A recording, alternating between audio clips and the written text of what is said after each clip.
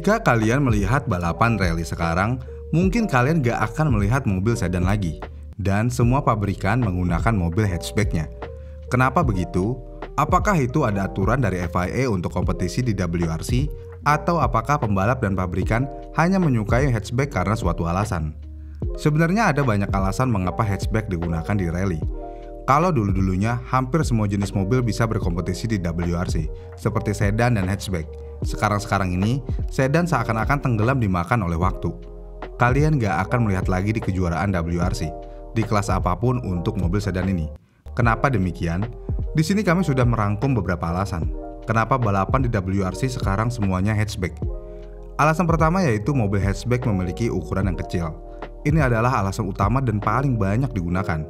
Biasanya, kalau mobil sedan sering mengalami benturan di bagian belakang mobil, karena kebanyakan trek rally itu cukup sempit di tikungan. Jadinya kalau dulu-dulunya, mobil sedan sering banget mentok bagian belakangnya. Karena alasan inilah hatchback dipilih. Di mobil hatchback udah nggak ada lagi masalah kayak gini. Ditambah di dunia balap, ada slogan seperti ini nih. Lebih kecil selalu lebih baik. Contohnya kayak gini nih. Misalnya ada mobil hatchback dan mobil sedan dipasangin mesin yang sama. Kemungkinan besar, bahkan hampir pasti, mobil hatchback akan lebih kencang dan mudah dikendalikan. Ini karena performance suatu mobil bisa diukur dari kombinasi horsepower dan berat mobil tersebut. Gampangnya, kalau punya mesin bertenaga besar dengan mobil kecil, udah pasti ngebut kan? Kemudian yang kedua, mobil hatchback lebih ringan daripada mobil sedan. Seperti yang sudah dijelaskan di alasan pertama, mobil hatchback jauh lebih ringan daripada mobil sedan. Kemudian selanjutnya yang ketiga, wheelbase hatchback lebih pendek daripada sedan. Balik lagi, di balapan rally sangat banyak banget belokan yang meliak-liuk. Wheelbase yang lebih pendek akan membuat waktu jauh lebih singkat dibandingkan wheelbase yang lebih panjang. Kalau mau ambil contoh, gampangnya gini nih. Mobil truk kalau mau putar balik akan jauh lebih sulit dibandingkan mobil pribadi. Karena wheelbase-nya yang dimiliki truk sangat panjang. Jadinya truk butuh momentum lebih dibandingkan mobil pada umumnya. Kira-kira begitu contoh gampangnya. Kemudian yang keempat, mobil hatchback memiliki distribusi berat yang sangat ideal. Faktor lain yang masuk ke dalam aspek performance adalah bagaimana bobot didistribusikan. Jika semua beban ada di bagian belakang mobil, maka pembalap akan kesulitan untuk berakselerasi atau berbelok. Dan jika sebagian besar beban ada di depan, melakukan akselerasi di belokan akan jauh lebih susah. Bahkan mobilnya bisa tergelincir. Makanya kalau nonton rally waktu masih ada sedan, banyak banget kan kejadian kalau mobil sedan sering tergelincir. Sebaliknya, mobil hatchback memiliki distribusi berat yang jauh lebih baik dibandingkan sedan. Kenapa bisa begitu? Mobil sedan biasanya memiliki bagian belakang yang lebih ringan. Karena bagian mobil tersebut jauh lebih kecil daripada area tempat duduk di mobil. Dan hatchback tetap memiliki ketinggian dan dimensi yang sama sampai ke belakang. Jadi bobotnya tersebar lebih baik. Sekali lagi, ini mengarah pada putaran yang lebih cepat dan tikungan yang lebih baik. Kemudian alasan yang kelima, mobil hatchback memiliki space yang lebih besar untuk alat kunci dan spare part. Mungkin ini nggak semua orang tahu ya, apalagi buat orang yang baru suka sama rally. Di balapan rally, pembalap biasanya membawa peralatan untuk perbaikan mobil.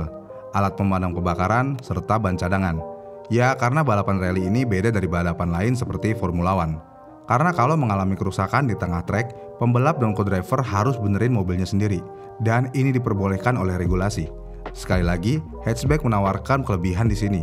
Yang mana, mobil hatchback memiliki space kosong jauh lebih besar daripada mobil sedan. Ditambah, keistimewaannya lagi, co-driver bahkan tidak perlu turun dari mobil untuk mengambil peralatan kunci dari mobil hatchback. Tinggal madep belakang aja, terus dapet deh kuncinya. Bener-bener beda banget sama sedan. Kemudian alasan keenam, mobil hatchback memiliki jendela belakang yang lebih besar daripada mobil sedan. Lebih besar jendela belakang berarti semakin luas jarak pandang. Beberapa mobil sedan memiliki masalah visibilitas, karena bagian belakang kendaraan menukik ke bagasi. Jadinya, jendelanya biasanya lebih kecil dibandingkan mobil hatchback.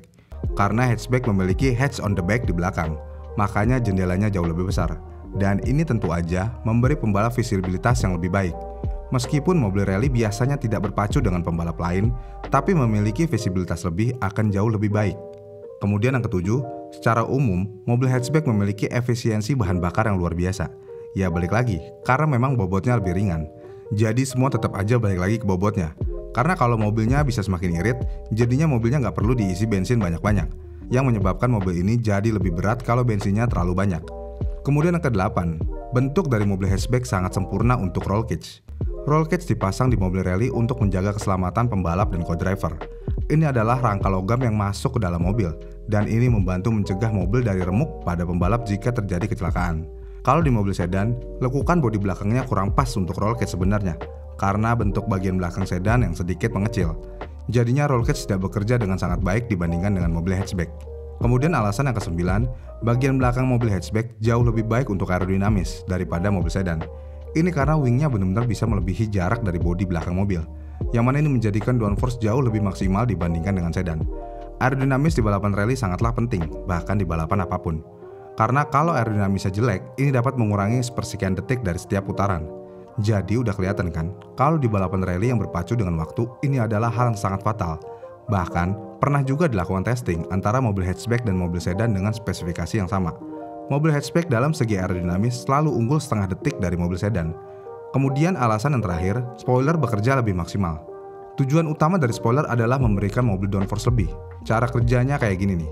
Ketika udara mengenai spoiler, udara itu akan dipaksa ke atas. Dan di saat yang sama, ini juga mendorong mobil ke bawah. Yang mana mobil akan mendapatkan cengkeraman lebih. Ditambah, semakin baik downforce, mobil nggak akan terbang. Ya contohnya seperti balap mobil drag di Amerika. Kalau mobilnya nggak memiliki downforce yang cukup, mobil itu akan terbang dan melakukan backflip yang cukup mengerikan. Gampangnya, spoiler berkualitas tinggi akan membuat mobil melaju lebih cepat, berbelok lebih cepat, melakukan hairpin lebih cepat, dan berakselerasi lebih cepat karena bodinya lebih rendah ke tanah. Jadi kesimpulannya, pabrikan jauh lebih memilih mobil hatchback, karena memang mobil hatchback jauh lebih baik daripada sedan. Ditambah penjualan hatchback jauh lebih baik juga dibandingkan sedan. Ya kalau di Indonesia pastilah hatchback lebih banyak penjualannya, dan sedan seakan-akan udah nggak ada lagi di Indonesia. Ya karena sedan pajaknya lebih mahal, karena jatuhnya barang mewah. Ada-ada aja ya.